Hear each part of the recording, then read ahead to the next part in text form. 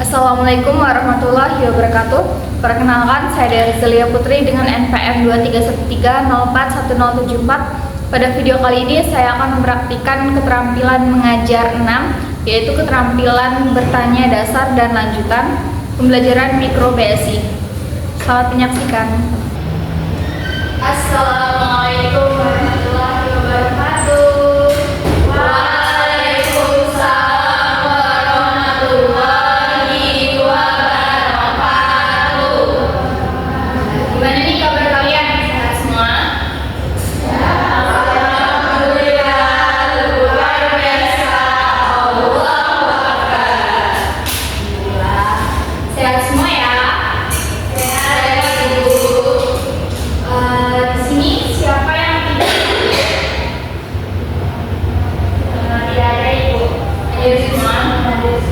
Sebelum kita memulai pembelajaran pada hari ini, alangkah baiknya kita berdoa terlebih dahulu untuk memohon keberkahan atas ilmu yang akan kita raih pada hari ini. Siapa di sini untuk kelasnya? Baik, Putri, silakan. Baik, teman-teman, sebelum memulai pembelajaran pada pagi hari ini, baiknya kita berdoa terlebih dahulu. Berdoa mulai. Berdoa selesai.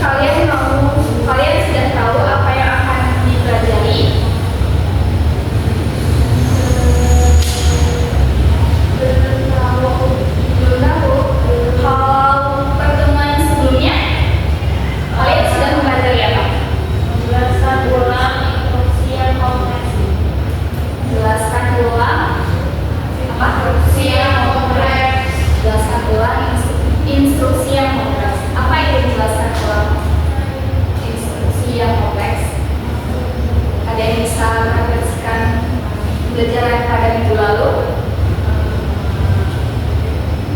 Ayo angkat tangan, siapa yang bisa?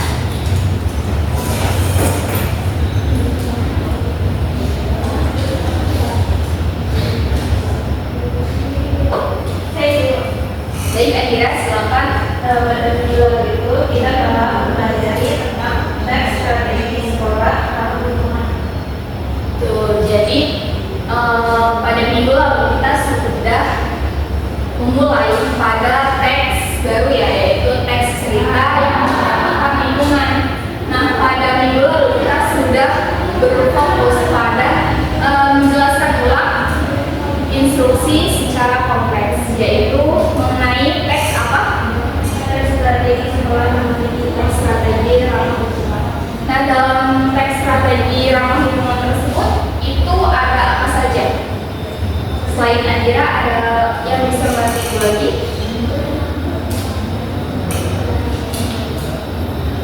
Ayo tunjuk tangan.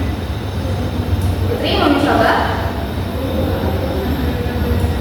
Dalam teks tersebut ada kegiatan terprogram dan kegiatan tidak terprogram dalam kebiasaan ramah lingkungan. Kegiatan terprogram dan tidak terprogram dalam teks ramah lingkungan. Nah, kegiatan terprogram itu kan termasuk ke dalam solusi ya, solusi bagaimana menciptakan lingkungan sekolah yang ramah lingkungan. Nah, pada hari ini kalian masih akan mempelajari mengenai cerita yang bertemakan lingkungan. Sudah Ibu rasa dulu.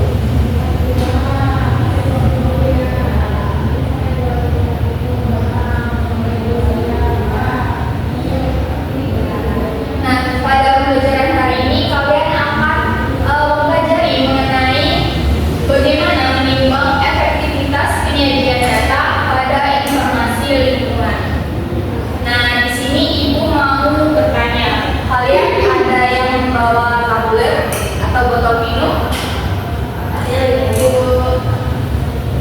Adel membawa, selain Adel tidak ada? Putri tidak membawa? Tidak membawa. Bawa Ibu. Siapa yang membawa? Putri. Putri bawa atau tidak? Bawa. Jadi yang membawa tablet itu Putri dan Adel. Andira dan Najwa tidak membawa ya? Tidak Ibu. Jadi tidak punya. Baik, jadi kita akan Ibu akan bertanya pada kalian, kira-kira apa hubungannya membawa tablet dengan upaya mengurangi sampah plastik? Ada yang bisa menjawab? Baik, Andira, silakan. Membawa tablet dengan mengurangi sampah plastik itu, menurut saya jika kita membawa tablet itu kan yang tidak sekali digunakan, bisa berkali-kali. Sedangkan kalau kita menggunakan dalam bentuk seperti aqua dan lain-lain itu kan masih sekali pakai, dan itu akan menumpuk sampah. Jadi jika kita membawa tablet, kita akan mengurangi sampah plastik. Betul sekali. Kita beri tepuk tangan untuk Andira. Jadi benar sekali anak-anak, kalau kita membawa tablet, otomatis kita akan mengurangi limbah plastik, yaitu botol plastik atau seperti aqua, Grand itu. Kita akan mengurangi sampah plastik itu. Nah, dengan membawa tablet juga kita akan menghemat biaya pengeluaran. Kan kalau tumbler itu bisa diisi ulang air itu kan ya, refill bahasanya itu. Nah, kalau botol air minum itu biasanya kita itu hanya sekali pakai, sekali minum habis buang, sekali minum habis buang, seperti itu ya.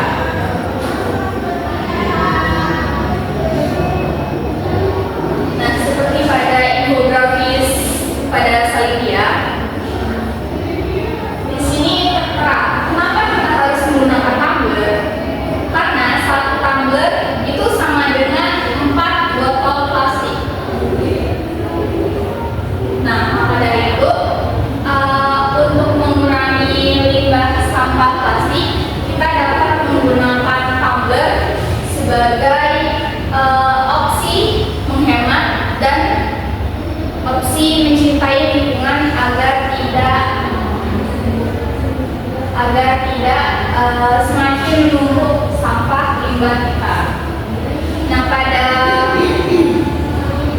Nah, pada pembelajaran hari ini kita akan berfokus mengenai penyajian data dalam cerita yang bertema lingkungan. Nah, dalam data itu dapat disajikan dalam berbagai bentuk. Yang pertama apa? Tabel. Lalu yang kedua, grafik atau diagram. Yang ketiga, peta.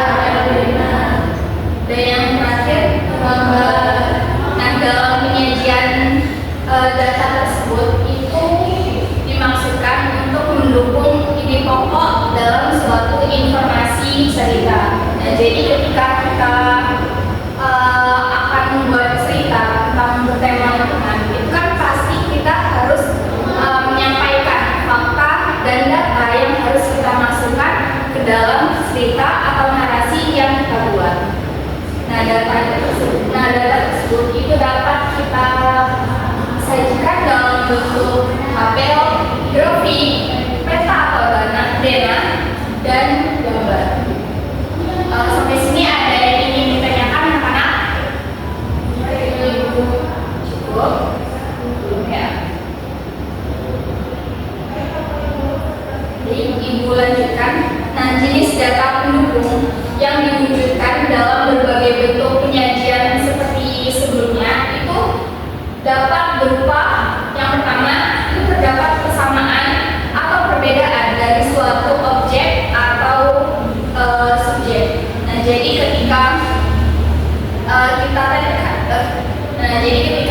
kita kan tadi sudah membahas mengenai tumbler dan sampah botol minum ya. Nah, tumbler dan sampah botol minum kan itu suatu benda yang memiliki fungsi yang sama, yaitu sama-sama menampung air minum. Nah, jadi dalam penyajian itu kita bisa mencatatkan kesamaan atau perbedaan dari suatu objek atau subjek seperti pada tumbler dan botol minum tersebut. Lalu bentuk penyajian yang kedua itu terdapat contoh-contoh dari masalah atau solusi yang disampaikan. Nah, jadi dalam narasi yang akan kita buat itu sebaiknya kita harus mencantumkan contoh-contoh atau solusi yang akan kita sarankan dalam penulisan narasi yang kita buat tersebut. Lalu yang ketiga, terdapat proses atau alur terjadinya sesuatu. Dan bagaimana sesuatu itu terjadi, lalu sesuatu itu berdampak negatif atau positif. Nah, seperti itu. Sampai sini ada yang ingin ditanyakan anak-anak? Tidak ada? Beneran? Sudah cukup? Jadi, Ibu coba mau mengetes pemahaman kalian. Siapa yang ingin mencoba menjelaskan apa yang sudah Ibu terangkan barusan dengan bahasa kalian sendiri? Maksudnya apa yang sudah kalian pahami dari materi yang baru saja kita pelajari? Ada yang ingin mencoba? Najwa ingin mencoba? Baik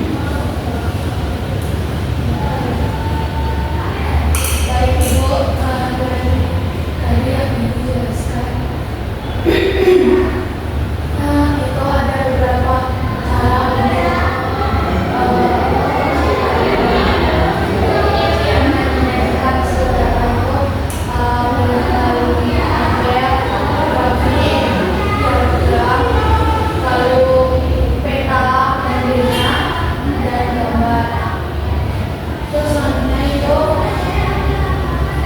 barusan dijelaskan ada jenis buku yang yang pertama itu persamaan dan perbedaan subjek dan objek. Yang kedua contoh dari masalah dan solusi yang akan disampaikan. Yang terakhir dua proses terjadinya alur. Yang lain berarti dari kita akan memasuki pada sesi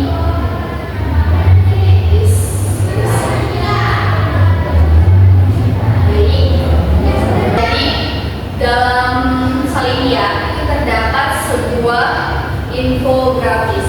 Nah, dalam infografis ini Ibu akan bertanya pada kalian mengenai pertanyaan-pertanyaan yang jawabannya itu terdapat dalam infografis. Bisa dipahami? Jadi untuk yang menjawab itu baiknya mau kalian tunjuk tangan atau melalui speed di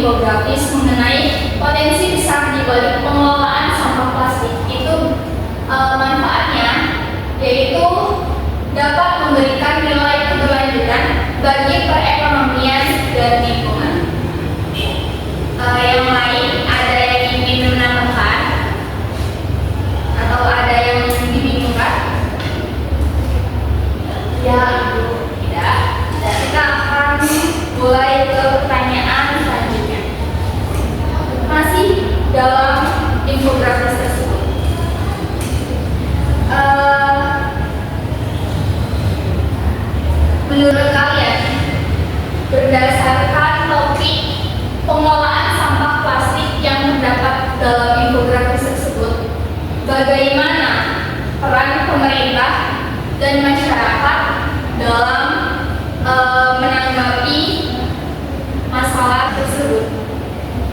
Bisa dipahami pertanyaannya? Kurang Ibu, bagaimana? Baik, Ibu lagi ya. Jadi pertanyaannya itu, bagaimana menurut kalian peran pemerintah dan masyarakat dalam menanggapi permasalahan pengelolaan sampah plastik tersebut? Bisa dipahami? Ada yang ingin menjawab? Spin aja. Baik, Ibu akan memberikan jeda untuk kalian berpikir dalam menjawab pertanyaan tersebut. Ibu kasih waktu 2 menit, apakah cukup?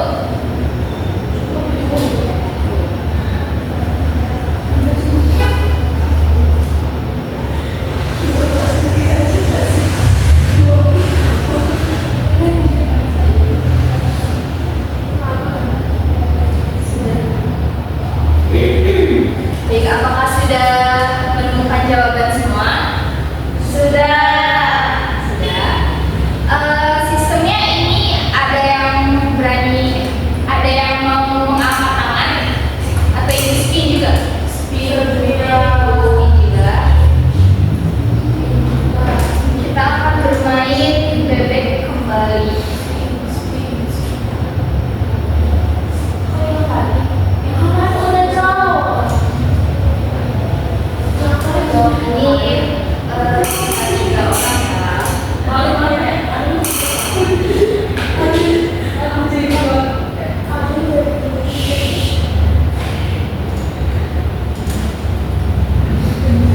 Apakah sudah siap? Kalian sudah siap? Sudah. Baik, kita mulai bebek balapannya.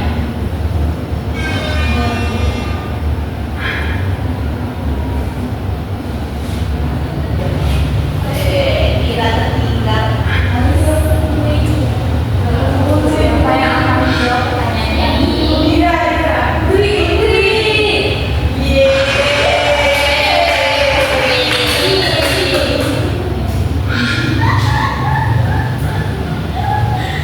Putri bisa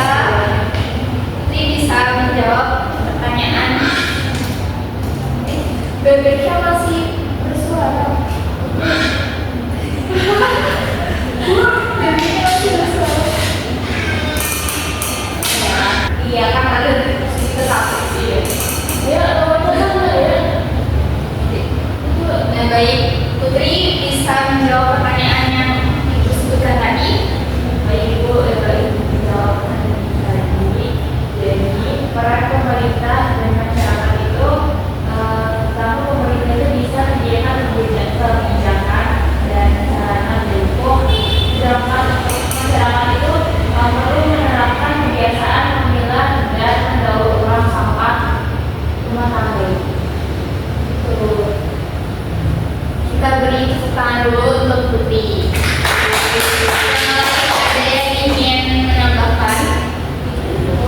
Tidak.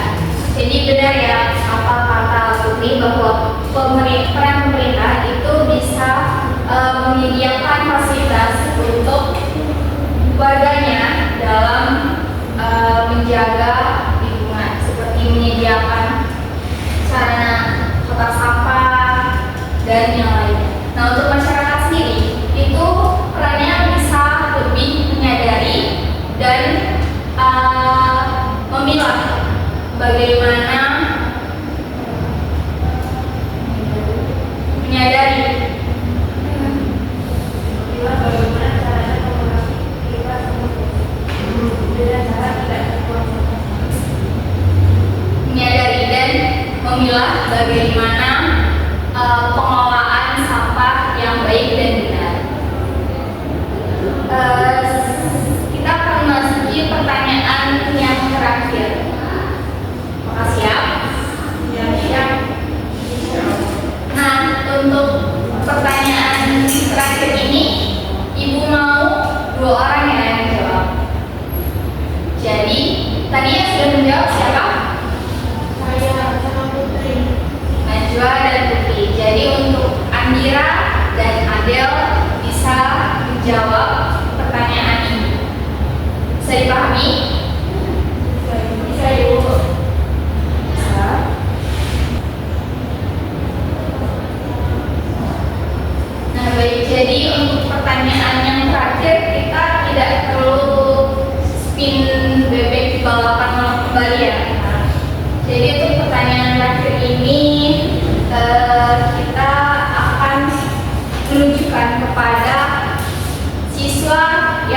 belum menjawab.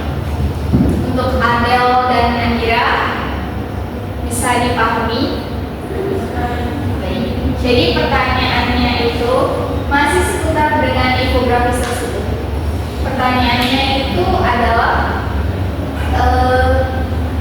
bagaimana kendala utama yang dihadapi dalam pemilahan sampah tersebut, seperti yang sudah dijelaskan pada infografis. Apakah bisa dipahami Andira dan Adel? Bisa? Silakan berpikir untuk menjawab.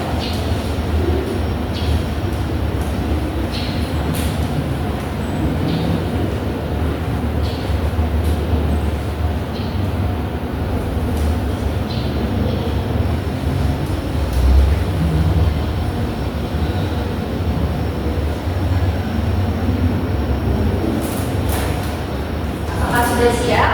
Kalian berdua? Sudah, Ibu. Mau dimulai siapa? Baik, Dira. Silakan, Dira. Jadi kendala utama itu kurangnya tempat pembuangan sampah yang besar. Terus ada juga kurangnya sosialisasi. Jadi menurut Andira, kendala utamanya itu kurangnya fasilitas dan kurangnya sosialisasi. Kalau menurut Adel bagaimana?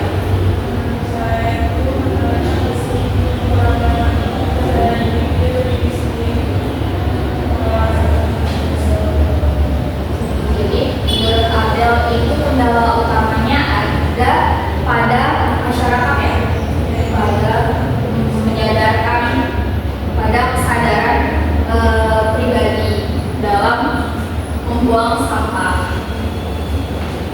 Baik anak-anak, karena tadi itu merupakan pertanyaan terakhir, untuk kalian apakah ada yang ingin ditanyakan kembali? Iya, Ibu. Sudah paham semua? Sudah. Alhamdulillah. Jadi karena pembelajaran pada hari ini kita sudah selesai, Ibu mau meminta kalian untuk merefleksikan pembelajaran pada hari ini. Apa yang kalian dapatkan pada pembelajaran hari ini? Ada yang mau merefleksikan?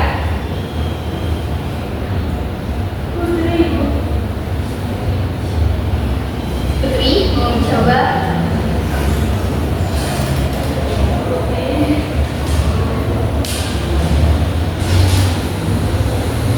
Baik Ibu, saya ingin merefleksikan terkait pembelajaran yang sudah saya dapatkan pada hari ini. Pada hari ini, saya dan juga teman-teman sudah belajar tentang menimbang efektivitas penyajian data pada informasi lingkungan, dan juga kita sudah belajar mengenai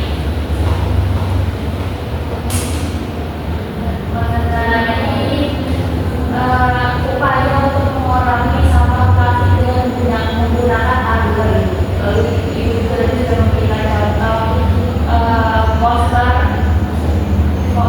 dan juga ini memberikan contoh infografis mengenai potensi besar dari pengolahan sampah plastik. Juga tadi kita sudah menjawab pertanyaan tentang cara upaya pemerintah dan masyarakat untuk mengurangi penggunaan plastik dan sebagainya. Mungkin itu saja dapat saya simpulkan. Baik, terima kasih Putri sudah membantu merefleksikan pada pembelajaran hari ini. Jadi kesimpulan pembelajaran hari ini, kita sudah mempelajari mengenai menimbang efektivitas data pada informasi cerita bertema lingkungan. Nah, data yang dapat disajikan itu dapat berupa tabel, diagram atau grafik, lalu gambar, peta atau data. Nah, dalam penyajian data itu dapat berupa persamaan atau perbedaan suatu subjek atau objek yang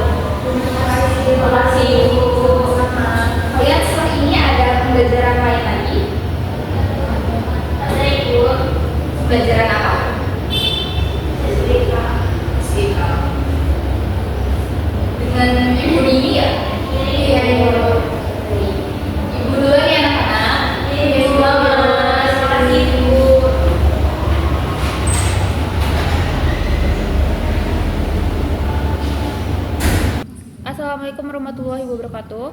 Saya Putri Nabila dengan PM 2313041022. Saya sebagai observer lisan dari nama calon guru Dea Arzalia Putri dengan NPM 2313041076 tanggal 13 November 2025, waktu 10.18 WIB, topik menimbang efektivitas penyajian data pada informasi lingkungan semester 5 pengajaran mikro BSI. Komponen keterampilan. 1. Komponen keterampilan dasar mengajar bertanya tingkat dasar. A. Penggunaan pertanyaan secara jelas dan singkat, komentar sudah digunakan. B. Pemberian acuan, komentar sudah digunakan. C. Pemindahan giliran, komentar sudah digunakan. D. Pemberian waktu berpikir, komentar sudah digunakan. E. Pemberian tuntunan, komentar belum digunakan. F. Pemusatan perhatian, komentar sudah digunakan. G. Penyebaran pertanyaan, komentar sudah digunakan. 2. Komponen keterampilan dasar pengajaran bertanya tingkat lanjut. A. Pengubahan tuntunan tingkat kognisi dalam menjawab pertanyaan, komentar belum digunakan. B. Pengaturan urutan pertanyaan, komentar sudah digunakan. C. Penggunaan pertanyaan pelacak, komentar belum digunakan. D. Peningkatan terjadinya interaksi, komentar sudah digunakan. 3. Komponen negatif yang perlu dihindari. A.